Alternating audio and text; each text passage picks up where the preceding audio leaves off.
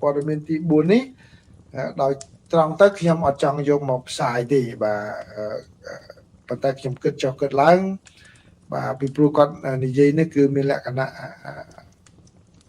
វាប្រហារកម្ពុជាយើងខ្លាំងថៃយើងដឹងហើយណាអ្នកសរសេរនេះគឺថៃបាទអ្នកសរសេរនឹងថៃគាត់មានការវាប្រហារទៅលើកម្ពុជានឹងខ្លាំងក៏ប៉ុន្តែក៏ជាចំណុចល្អដែរពីព្រោះអីប្រិមិត្តខ្លះចេះភាសាថៃអាចទៅស្ដាប់នៅប៉ុស្តិ៍ថៃអានថៃដឹងតែគេវាប្រហារកម្ពុជានឹងយ៉ាងខ្លាំងយ៉ាងណាបាទហើយខ្ញុំអត់ចេះថៃខ្លាំងខ្ញុំចេះតែល្មមមើលអង់គ្លេសឃើញការរិះគន់បែបនេះបាទអញ្ចឹងខ្ញុំក៏ចុងក្រោយខ្ញុំសម្រេចថាយ៉ាងណាក៏ដោយគឺប្រិមិត្តទៅដឹងដែរថាតើខាងថៃគេវាតម្លៃយ៉ាងម៉េចក្នុងពេលដែលឃើញសហរដ្ឋអាមេរិកហើយនិងកម្ពុជាបាទល្អប្រសើរអញ្ចឹងបាទតាមតែនិយាយសំខាន់និយាយដោយខ្លីគឺគេមិនសប្បាយចិត្តទេបាទគេចំណែនហ្នឹងបាទអញ្ចឹងដូច្នេះអត្ថបទនេះសរសេរក្នុងលក្ខណៈចំណែនច្រើនជាងអញ្ចឹងឥឡូវសូមស្ដាប់នឹងជាចំណេះដឹងទាំងអស់គ្នាណាបាទនេះគឺជាអត្ថបទបាទរបស់ខាងបាងកកប៉ុស្តិ៍បាទគាត់បានសរសេរហើយអ្នកសរសេរហ្នឹងគឺជាបុគ្គលិកដែលជាអតីត editor មួយហើយក៏ជាអ្នកចូលរួមចំណែកសរសេរអត្ថបទមួយទេបាទអញ្ចឹងម្ដងទៀតគឺទស្សនៈរបស់មនុស្សម្នាក់ទេណាបាទអញ្ចឹងគាត់យល់ថាយ៉ាងម៉េចដែរគាត់ចាប់ផ្ដើមឡើងដោយនិយាយថាអូសុភាសិតបុរាណមួយដែលនិយាយថាបើសត្រូវរបស់សត្រូវនេះគឺជាមិត្តរបស់ខ្ញុំអីចឹងណាបាទគាត់និយាយថាអញ្ចឹងចុះបើមិត្តរបស់ខ្ញុំទៅជាមិត្តរបស់សត្រូវរបស់ខ្ញុំវិញបាទតើយើងអាចទុកចិត្តមិត្តរបស់ខ្ញុំបានទេឬក៏គាត់ប្រែក្លាយជាសត្រូវគាត់និយាយនឹងគាត់ចង់និយាយថាពាក្យអ្នកខ្លះគេប្រើទស្សនៈថាសត្រូវបាទរបស់សត្រូវយើងគឺជាមិត្តរបស់យើងពីមកអាមេរិកជាមិត្តរបស់ប្រទេសថៃឥឡូវហ្នឹងមកត្រូវជាមួយកម្ពុជាហើយគាត់ចាត់ទុកកម្ពុជាជាសត្រូវរបស់ថៃអញ្ចឹងគាត់សួរវិញថាតើឥឡូវនេះមិត្តរបស់យើងទៅត្រូវជាមួយសត្រូវរបស់យើងតើវាយ៉ាងម៉េចឬក៏មិត្តរបស់យើងហ្នឹងគាត់ខ្លាយទៅជាសត្រូវរបស់យើងធ្ងន់ណាមកពាក្យចាប់ផ្ដើមមកគាត់សរសេរហ្នឹងគឺធ្ងន់មែនតើណាបាទគាត់ថាសំណេរដ៏គួរឲ្យចាប់អារម្មណ៍នេះគឺបានលេចឡើងនៅក្នុងអារម្មណ៍របស់គាត់នៅពេលដែលរដ្ឋបាលរបស់លោកប្រធានាធិបតីដូណាល់ត្រាំហ្នឹងគឺបែរជាមកផ្អាកការចរចាពន្ធគយជាមួយនឹងថៃបាទហើយក្នុងគណៈពេលដែលដាក់គម្រាមកំហែងថាថៃត្រូវតែអនុវត្តតាមកិច្ចព្រមព្រៀងនឹងវិញតាមកិច្ចព្រមព្រៀងទីក្រុងកូឡាឡាំពួរបើមិនចឹងទៀតគឺផ្អាកបាទអញ្ចឹងគាត់ចាប់ផ្ដើមមានអារម្មណ៍ថាតើរឿងនឹងវាយ៉ាងម៉េចបាទពីព្រោះអីក្រសួងការបរទេសថៃបានទាមទារឲ្យប្រទេសកម្ពុជានឹងធ្វើនៅរឿងចំនួន3រឿងទី1គឺសំទោសចំពោះអបតបហេតុនៃការផ្ទុះមីនដែលបានកើតមានឡើងរឿងទី2គឺស៊ើបអង្កេតបាទឧបតបហេតុនេះហើយនឹងចាត់ចំណាត់ការផ្លូវច្បាប់ដើម្បីតាមរកជនល្មើសហើយនឹងទី3គឺធានាថារឿងហេតុដូចនេះគឺមិនកើតឡើងម្ដងទៀតនោះទេបាទស្រាប់តែតំណាងពាណិជ្ជកម្មរបស់សហរដ្ឋអាមេរិកបែរជាជូនដំណឹងទៅថៃ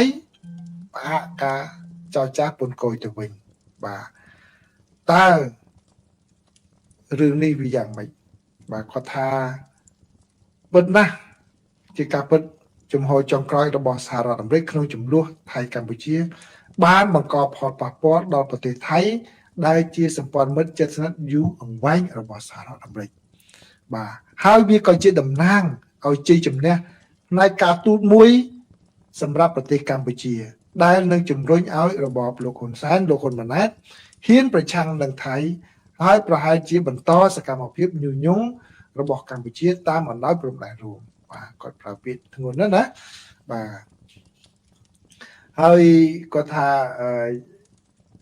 ជាជាងឲ្យក្រុមកន្លែងនេះគាត់និយាយមកអត់ពិតបន្តិចដែរគាត់ថាគឺពេលដែលក្រុមអ្នកសង្កេតការអាស៊ានបាទទៅមើលអ្នកដែលគេថារងការបាញ់រងការអីហ្នឹងបែរជារោគមិនឃើញ và chẳng cứ chỉ riêng mũi đã Campuchia ai nâng vừa dạng ná bóng vai cả chạp bờ ròm hay có ban này dây thà ní dụ rập bàn tay Campuchia lúcคนมาไหนบ้านตู้รศัพท์tới lúc Trump phim tầm nó coi bì rư nó cả lại hay có thà ta lúc Trump បានទទួលព័ត៌មានអ្វីលោកហ៊ុនម៉ាណែតប្រាប់លោកតាមអ្វីតើជាពាក្យកុហកឬក៏យ៉ាងម៉េចក៏យើងមិនដឹងដែរ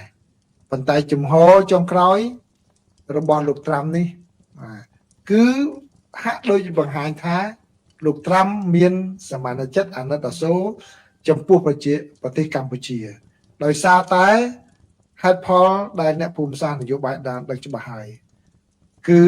ប្រទេសកម្ពុជាបានចោទថៃថាជាអ្នកញុះញង់ឲ្យមានការបាញ់ប្រហារនេះហើយដែលអង្គថាបានសម្រាប់ជនស៊ីវិលម្នាក់និងរបួស3នាក់បាទអញ្ចឹងគាត់និយាយពីថាហ្នឹងមក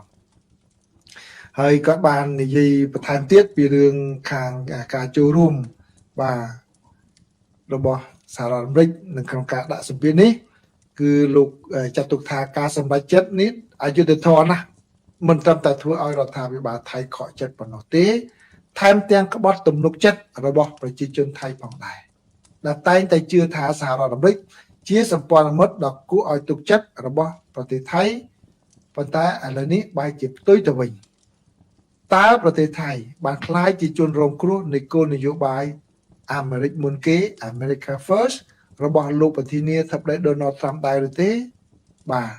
សំណួរបែបវោហារសាស្ត្រនេះអាចនឹងមានឥទ្ធិពលសហរដ្ឋអាមេរិកកំពុងតែឈានជើងចូលក្នុងប្រទេសកម្ពុជានិងកំពុងតែធ្វើឲ្យប្រសើរឡើងនៅទំនាក់ទំនងកាន់តែកក់ក្ដៅបាទសេចក្តីរាយការណ៍សារព័ត៌មាននានាបានឲ្យដឹងថាប្រទេសកម្ពុជាថែមទាំងអនុញ្ញាតឲ្យយោធាអាមេរិកប្រើប្រាស់មូលដ្ឋានទ័ពជើងទឹករបស់ខ្លួននៅក្នុងក្រុងប្រសិទ្ធនុជាផ្នែកមួយនៃយុទ្ធសាស្ត្រភូមិសាស្ត្រនយោបាយរបស់ទីក្រុង Washington ដើម្បីទប់ស្កាត់ប្រទេសចិនបាទគឺគាត់និយាយស្តីហ្នឹងប៉ុន្តែព័ត៌មានតិចមួយនោះប្រហែលជាអាចមិនពិតដែរពីរឿងខ្ញុំមិនដល់ដឹងដល់ប៉ុណ្្នឹងដែរណាប្រហែលជាគាត់មានព័ត៌មានអីកន្លែងណាទៀតគឺបើតាមយើងដឹងគ្រាន់តែថាអនុញ្ញាតឲ្យចូលចតមកចូលចតកំពង់ផែមកទស្សនកិច្ចអីពង្រឹងមិត្តភាពអីនឹងធម្មតាទេមិនឲ្យមកប្រើប្រាស់គាត់ប្រើពាក្យថាប្រើប្រាស់មូលដ្ឋានហ្នឹងគឺន័យវាខុសផ្សេងណាបាទ use ហ្នឹងគឺន័យផ្សេងបាទមិនចាំបាច់តតែសោះសម្រាប់សហរដ្ឋអាមេរិកនៅក្នុងការប្រញាប់ប្រញាល់អោបក្រសោបកម្ពុជា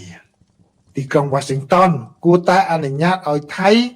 ផ្អាកកិច្ចព្រមព្រៀងសន្តិភាពដើម្បីធ្វើការងាររបស់ខ្លួនជាមុនសិនបាទគឺវាមិនយុត្តិធម៌ទេក្នុងការបញ្ចេញកំហឹងលើសម្ព័ន្ធមិត្តរបស់ខ្លួនប្រតិកម្មរបស់រដ្ឋបាលលោកអនុทิน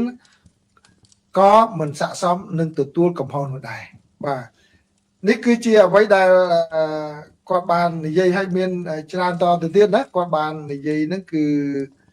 ចុងក្រោយគាត់យកហេតុផលបាទឥឡូវខ្ញុំសូមបញ្ចប់មកចំណុចនេះគាត់ថានាយករដ្ឋមន្ត្រីអនុทินគួរតែបង្ហាញខ្លួននៅលើកញ្ចក់ទូរទស្សន៍ដើម្បីជូនដំណឹងដល់ប្រជាជនថៃអំពីអ្វីដែលរបៀបដែលរដ្ឋាភិបាលលោកមានគម្រោងដោះស្រាយជាមួយកម្ពុជាដោយសារតែការផ្លាស់ប្ដូរជាក់ស្ដែងរបស់សហរដ្ឋអាមេរិកហើយងាកមកពេញចិត្តនឹងកម្ពុជាជំហររបស់សហរដ្ឋអាមេរិកបានកើតឡើងទោះបីជាមានការកោតទោសទូទាំងពិភពលោកចំពោះប្រទេសកម្ពុជាថាជាឋានសួគ៌នៃប្រតិបត្តិការឆោបោកអកខ្លងដែនដែលមានការគ្រប់គ្រងពីគ្រួសារលោកហ៊ុនសែនដែលបានប្រមូលប្រាក់កខ្វក់ពីប្រតិបត្តិការឆោបោកការលាងលុយកខ្វក់និងការជួញដូរមនុស្សក៏ដោយបាទឲ្យគាត់ចូលទៅដល់នោះរៀបរាប់អំពីរឿងចិនស៊ី Prince Holding ដែលដាក់ទណ្ឌកម្មមានរឿងនិស្សិតកូរ៉េស្លាប់អីហ្នឹងបាទមានខាងកូរ៉េដាក់អីហ្នឹងមកច្រើនបាទអញ្ចឹងនេះគឺជាអ្វីដែលអ្នកសរសេរហ្នឹងគឺគាត់លោកវីរ៉ាប្រធីបឆៃគុលបាទគាត់ជាអតីតនិពន្ធនាយករបស់ខាងសារព័ត៌មានបាល់កក Post ណាបាទគាត់បានសរសេរអត្ថបទនេះចឹងនេះខ្ញុំជូនប្រិយមិត្តចឹងអញ្ចឹងគឺអ្វីដែលខ្ញុំអាចសង្ខេបមកវិញនៅខ្លឹមសាររបស់គាត់នៅក្នុងពាក្យតែមួយឃ្លាយ៉ាងខ្លីនោះគឺគាត់បង្ហាញនៅលក្ខណៈច្រណែនបាទហើយបន្តបង្អាប់កម្ពុជាចំពោះ ការដែលឃើញសហរដ្ឋអាមេរិកងាកមកគ្រប់គ្រងកម្ពុជាហើយមានទំនាក់ទំនងកាន់តែកក់ក្ដៅជាមួយនឹងប្រទេសកម្ពុជាអញ្ចឹងនេះឯងជាមេរៀនសម្រាប់ប្រិមិត្តផងដែរបាទអ្នកជិតខាងរបស់យើងគេមិនដែលចង់ឲ្យយើងបានលើសគេនោះទេបាទគេរកវិធីគ្រប់បែបយ៉ាងទាំងអស់